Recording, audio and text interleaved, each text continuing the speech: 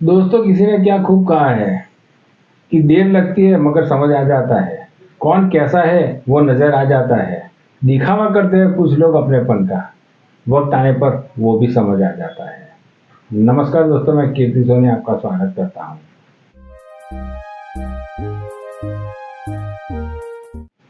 दोस्तों, तकरीबन रात के 12 बजे थे। आकाश अपने काम से थका हारा अपने घर जा रहा था। सर्दी का मौसम था और सर्दी भी बड़ी जोरों पर थी। सर्दी के कारण सड़कें भी सुनसान थी। कुत्तों की भौंकने की आवाज दूर दूर से सुनाई देती थी। कार के सभी शीशे बंद थे। फिर भी न जाने कहां से हवा की ठंडी ठंडी लहर गाड़ी में आ रही थी। आकाश वो सुराग को ढूंढ रहा था, लेकिन नाकामयाब रहा। 1 घंटा ड्राइव करने के बाद घर आ गया। आकाश ने बाहर से हॉर्न बजाया, लेकिन कोई गेट खोलने नहीं आया। फिर खुद आकाश ने गाड़ी से उतरकर गेट खोला। गहरे सन्नाटे में भी आकाश के जूतों की आवाज साफ सुनाई देती थी। गाड़ी जब पार्क करके वो गेट बंद करने के लिए आया तो उसने देखा कि एक 8-10 साल का बच्चा गेट से थोड़ी दूर सामने फुटपाथ पर कुत्ते के साथ चादर लपेटे हुए सो रहा था। बच्चे की चादर फटी हुई थी। आकाश ने गर्म जैकेट भी पहनी हुई थी, लेकिन फिर भी वो सर्दी को महसूस कर रहा था। फिर भी ठंडी रुकने का नाम नहीं ले रही थी। आकाश ठंडी को कोस रहा था और वो बेचारा छोटा बच्चा फटी चादर ओढ़े ठंडी से लड़ रहा था। आकाश ये सब देख रहा था। तभी वो कुत्ता फटी चादर छोड़कर गाड़ी के इंजन के नीचे आकर सो गया।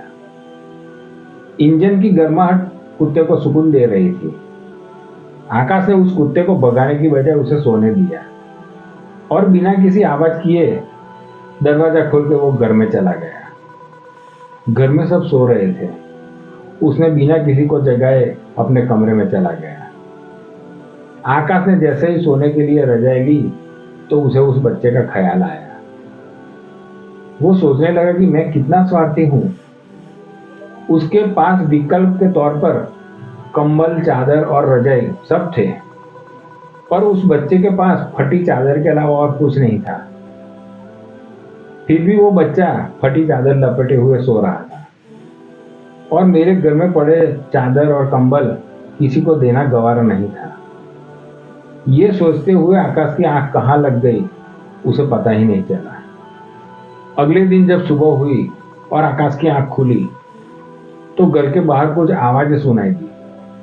आकाश उठकर जब बाहर आया तो कोई किसी से कह रहा था, अरे वो चाय बेचने वाला सोनू कल रात ठंड से मर गया। ये सुनकर आकाश की आंखों से आंसू निकल गए। सोनू की मौत से किसी को कोई फर्क नहीं पड़ा। फर्क पड़ा तो उस कुत्ते को जो अपने नन्हे दोस्त के बगल में बैठा था, मानो कि वो उसे उठाने की कोशिश कर रहा हो। दोस्तों, ये कहानी एक कहानी नहीं है, आज के इंसान की सच्चाई है। मानव में से मानवता चली जाए तो वो मानव ना रहकर दानव बन जाता है। हम में से ज्यादातर लोग दानव बन चुके हैं। अगर अपने घर में ज्यादा कपड़े हो तो कुछ कपड़े जरूरतमंद को दे दे, गरीबों को कुछ खाना खिला दे, किसी गरीब के बच्चे को पढ़ाने का संकल्प ले, पशुओं के लिए खाने का इंतजाम करे, पक्षी के लिए दाना पानी का इंतजाम करे। जानवर को कहना नहीं पड़ता कि तू जानवर बन जा, लेकिन इंसान को कहना पड़ता है कि तू इंसान बन जा। चलिए दोस्तों, एक बार फिर हम मानव बनने की कोशिश करें।